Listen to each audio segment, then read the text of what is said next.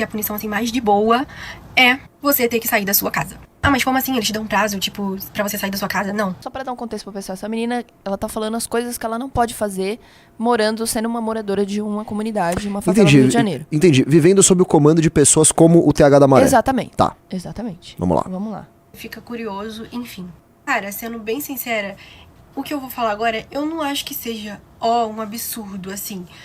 Muita gente vai comentar isso e, tipo, fala, meu Deus, que absurdo. Mas eu acho que é uma coisa, uma lógica óbvia, entendeu? Mas vamos do começo. Pra quem não sabe como que funciona, né? Aqui no Rio de Janeiro existem muitas favelas, né? Tem muita favela mesmo. E cada uma tem uma facção, né? Que é um grupo que lidera cada comunidade. E, obviamente, são divididos vários grupos. Eles são rivais. Então, basicamente, a regra principal, mesmo que você não seja envolvido com ninguém, mesmo que você seja apenas morador, trabalhador, enfim. A regra principal é clara. Você não pode se aliar, se aproximar de rivais. E como cada comunidade tem uma organização diferente, então, obviamente, as regras variam um pouco. Então, umas são mais radicais, outras nem tanto. E a consequência depende muito, né? E a gravidade do que você fez. Mas, por exemplo, falando sobre mim. Eu moro numa favela X, que é a organização X. E eu sei que eu tenho que evitar escutar, principalmente postar vídeos com músicas de favela Y, entendeu? Isso eu achei muito interessante. E como que os caras falam pra gente que as músicas não fazem apologia ao crime? Não, é uma arte. Sendo que dentro da própria favela, eles não podem ouvir música de uma favela. É uma arte, eles poderiam ouvir todas as músicas dentro da favela. Qual o problema? Evidentemente que não é arte, né? Isso é um argumento de elitezinha mas é o argumento esquerdista. que eles usam pra bater com o projeto. Não é arte porra nenhuma. E fica óbvio, porque até a própria favela não quer apologia ao crime de outra facção, né? Exatamente.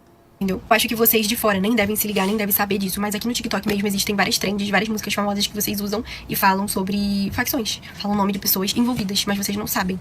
Mas eu, que vivo nessa realidade, obviamente sei. E aí eu evito, né? Eu realmente não posto. Porque senão eu posso estar parecendo que eu tô, né?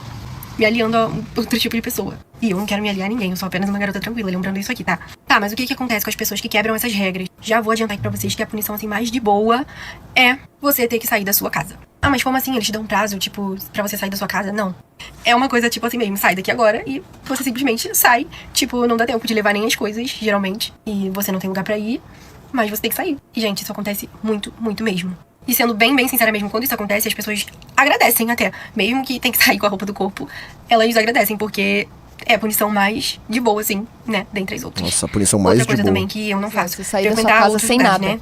Rivais. Lembrando, rivais não meus, tá, gente? É só um modo de dizer, mas eu moro aqui, né? Então, eu já vi muita gente sendo expulsa porque frequentou lugar que não deveria. Eu vou pagar pra ver? Claro que não. Esse negócio de frequentar outro lugar eu evito muito.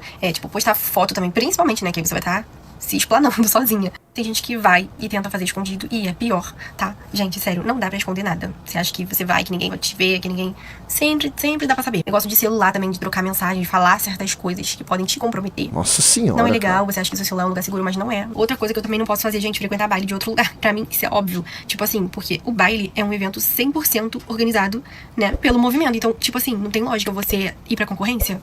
Mas acreditem, tem gente que vai, tem gente que paga pra ver, cara. Mas também, como eu disse, depende de lugar pra lugar. Tem gente que vai e não acontece nada porque tem lugar que permite. E outra coisa que pra mim também é muito óbvia, né, que é você não poder se envolver, se aproximar de pessoas, né, de outro lugar. Não é pessoas, tipo, normais, igual eu, tipo, que não é envolvido com nada. Tipo, meu e Julieta do Rio de Janeiro. Em lugares que eu não frequento. E a gente pode ser amiga normalmente, a gente sai junta em outros lugares, né, eu não frequento onde elas moram. Se envolver com pessoas, que eu digo é se envolver mesmo com pessoas do meio, entendeu? Tipo assim, não tem lógica você morar na favela X e se envolver com o cara da favela Y. Não tem como, né, gente? Pelo amor de Deus. Mas acreditem, tem gente que faz. E eu não preciso nem dizer o que acontece. Às vezes eu nem sei o que acontece, porque tem gente que simplesmente desaparece do mapa. E outra coisa que tem muito gente que faz, gente. Cara, eu fico de cara com eles aqui, eu fico muito chocada, porque é muita coragem. Às vezes a pessoa não tem condição nenhuma, não tem outro lugar pra ficar, literalmente, não tem condição de sair e arrisca, cara, que é o quê? O nosso famoso X9. Sério, gente, vocês acreditam que tem gente que mora na favela X e passa informação pra favela Y. E eu não preciso nem dizer também o que acontece com o X9, né, pelo menos. Esse é Essas pior, foram algumas coisas que eu lembrei que agora pior eu vou punição. pra vocês, mas acho que devem ter mais que eu não tô lembrando. Vocês podem me ajudar. Pois é. Olha, Disserte. vou dissertar. As pessoas estão aí falando assim, ela é uma apologista, ela passa pano. Eu não acho que seja o caso, tá? Eu acho que é o seguinte, logo no começo ela fala assim, no começo não, ao longo de todo o vídeo, ela fala assim, isso é normal, né? Acham que é um grande absurdo, mas não é. Não é que ela tá falando que tem que ser assim e que isso é certo. Ela está falando que é assim.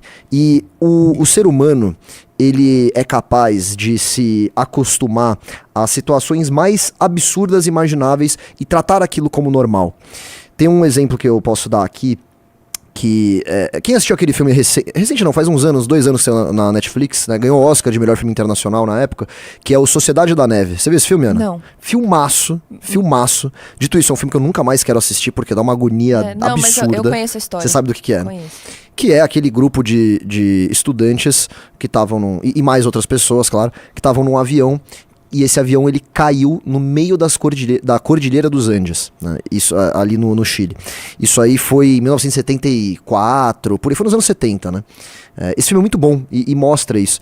Foi aquele caso que ficou famoso porque essas pessoas ficaram meses presas ali no meio da neve, no meio do gelo, onde não tinha absolutamente nada pra você comer, não tinha vegetação, não tinha vida animal, não tinha fruta, não tinha nada, não tinha água, né? E o que eles tiveram que fazer? Eles tiveram que comer, né, os corpos das vítimas que faleceram na queda desse avião. No começo, eles discutem muito aquilo. Pô, mas a gente pode fazer isso? A gente não pode? Será que se resgatar a gente não vai preso? Porque isso aqui é crime. Mas será que se a gente fizer isso, a gente vai pro inferno se a gente morrer? Porque é pecado? E aí era um grande drama. E eles ficam pensando, eles comem, chorando e tal. Quando chega mais pro final do filme, eles estão comendo aquilo, e os próprios sobreviventes relatam isso, com uma certa naturalidade. Então, até mesmo nessa situação absurda que eu tô descrevendo aqui pra vocês, completamente dramática, os caras se acostumaram, né, de certa forma, e já estavam tratando aquele ato de canibalismo como a gente precisa sobreviver, beleza, nem pensa muito sobre, só vai comendo, né. Dito isso, é o que eu sinto vendo essa menina falando aqui.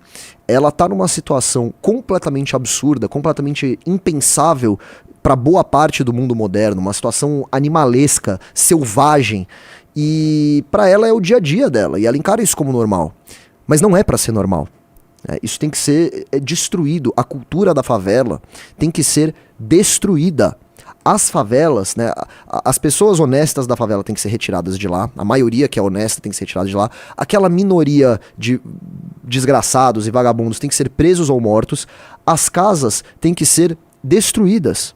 E aí, com aquelas pessoas, né, que a população, os moradores, como eles mesmos citam, né, tem que ser realocados para um lugar mais digno, tá? Porque isso aqui não tem cabimento nenhum. Imagina, você não pode ter uma liberdade de ir e vir, de ir para um outro bairro, de ouvir... Quer dizer, ouvir certas músicas, né? Certas músicas têm que ser proibidas mesmo, né? Mas não por um traficante, pelo Estado, né? Você não poder falar coisas no grupo de WhatsApp. Quantas mulheres na favela não têm o cabelo raspado porque estavam, como dizem os traficantes, fazendo fofoca? Pois né? Então, assim, isso é sim... Não, eu respondo essa menina, não, isso não é normal. Infelizmente, é normal pra muita gente, de fato, que ainda estão vivendo nessa realidade. Mas não é pra ser normal, e isso tem que ser totalmente destruído da sociedade brasileira se a gente quiser ter algum tipo de avanço, né?